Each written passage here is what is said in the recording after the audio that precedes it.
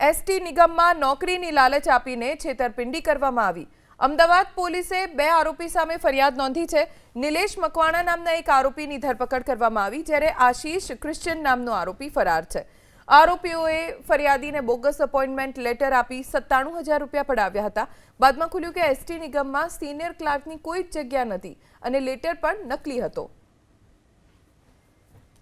પકડાયેલ આરોપી આશીષ ક્રિશ્ચન છે એ સીસીટીવી રિપેરિંગનું કામ કરે છે, જે ફરિયાદીના કંપનીમાં સીસીટીવી રિપેરિંગ કરવા માટે આવેલ અને ફરિયાદીને એવું જણાવેલ કે એસટીમાં કોઈ નોકરી જોતી હોય તો મારો એક મિત્ર છે અને એની પાસે લાઈન છે, જેના આધારે ફરિયાદીએ આશીષ મારફતે મુખ્ય આરોપી નિલેશ રોહિતને રૂપિયા મોકલાવેલા અને આ આખી રૂપિયા મોકલાવ્યા પછી જ્યારે ઓર્ડર નહીં આવ્યો ત્યારે ફરિયાદી દ્વારા પૈસા પાછા મેળવવા માટે કોશિશ કરતા જે પૈસા પાછા નહીં આપી શકતા આ આખા સમગ્ર મામલો બહાર આવેલ છે। એના 10 દિવસના પોલીસ રિમાન્ડ માગવામાં આવેલા, જે આધારે નામદાર કોર્ટ તરફથી 3 દિવસના પોલીસ રિમાન્ડ ઉપર મેળવેલ છે અને આ પોલીસ રિમાન્ડ દરમિયાનની પૂછપરછમાં આ ફરિયાદી સિવાય બીજા 10 વ્યક્તિઓ પાસેથી બીજા 10 જે સાહેદો છે એમની પાસેથી પણ આ એસટી વિભાગમાં નોકરી આપવાના બહાને કુલ રૂપિયા 7,67,200ની છેતરપિંડી કરેલાનું જણાઈ આવેલ છે।